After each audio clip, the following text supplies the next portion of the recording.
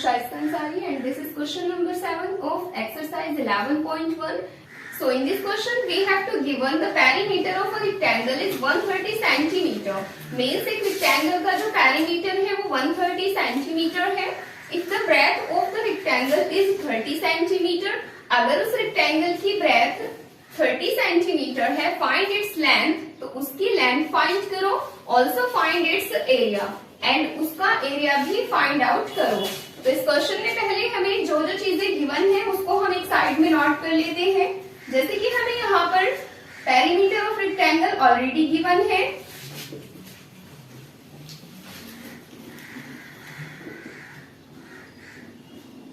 And जो perimeter of rectangle है वो है 130 सेंटीमीटर. एंड ऑल्सो हमें इसकी ब्रेथ भी गिवन है.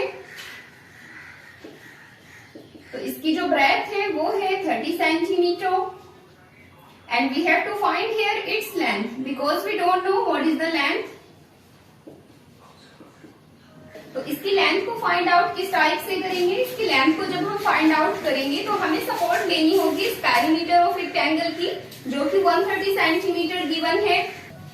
तो पेरीमीटर ऑफ रेक्टेंगल का जो फॉर्मूला होता है वो होता है 2 into L plus B and is equals to में यहाँ 130 सेंटीमीटर को पुट करेंगे. एंड 130 सेंटीमीटर को क्यों पुट करेंगे? बिकॉज हमें ये पेरीमीटर ऑफ रेक्टेंगल ऑलरेडी यहाँ पर दे रखा है. अब यहाँ पर जैसे कि लेफ्ट हैंड साइड में हमारा पेरीमीटर ऑफ रेक्टेंगल का फॉर्मूला आ चुका है एंड राइट हैंड साइड में जो पेरीमीटर है इसका वो आ चुका है.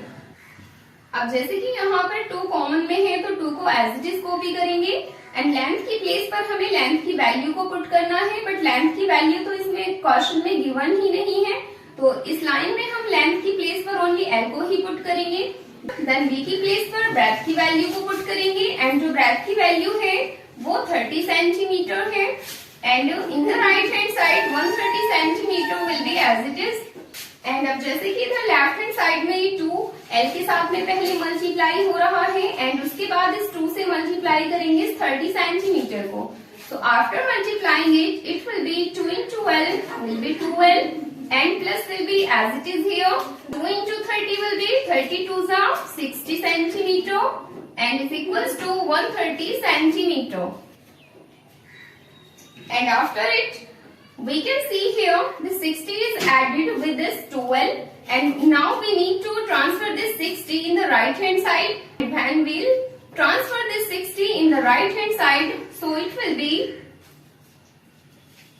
130 centimeter minus 60 centimeter. Because ये 60 यहाँ पर इस 2L के साथ में लेफ्ट हैंड साइड में ऐड हो रहा है तो वो अदर साइड में जाकर के 130 सेंटीमीटर में से सब्ट्रैक्ट हो जाएगा. अब जैसे कि यहाँ पर लेफ्ट हैंड साइड में ओनली 2L है एंड इज इक्वल्स टू 130 में से इस 60 को जब हम सब्ट्रैक्ट करेंगे तो यहाँ पर हमारे पास बचेगा 70 सेंटीमीटर. एंड जैसे कि लेफ्ट हैंड साइड में ये 2L के साथ में मल्टीप्लाई हो रहा है तो जब इस 2 को इधर राइट हैंड साइड में ट्रांसफर करेंगे तो वो 70 के साथ में डिवाइड हो जाएगा. एंड जब इस 70 को इस 2 के साथ में डिवाइड करेंगे तो 2 से ये डिवाइड होगा 35 टाइम्स में. सो L की जो वैल्यू आई है वो आई है 35 सेंटीमीटर. बट क्वेश्चन में हमने अभी यहाँ पर लेंथ को फाइंड आउट किया है एंड हमें अभी इसका एरिया भी फाइंड आउट करना है बिकॉज क्वेश्चन में हमसे इसका एरिया भी फाइंड आउट करने के लिए बोला है.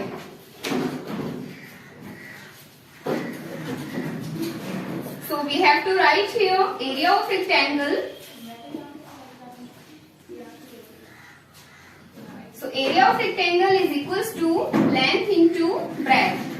अब यहाँ पर लेंथ इंटू ब्रेथ में लेंथ की प्लेस पर हमें पुट करनी होगी लेंथ की वैल्यू एंड ब्रेथ की प्लेस पर हमें पुट करनी होगी ब्रेथ की value.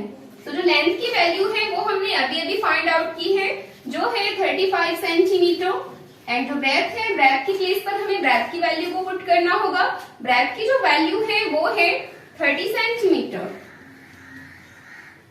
And now we have to multiply here both of these numbers. So the 0 will be as it is here. Now 3 5s are 15 and 3 3s are 9 plus 1 will be 10.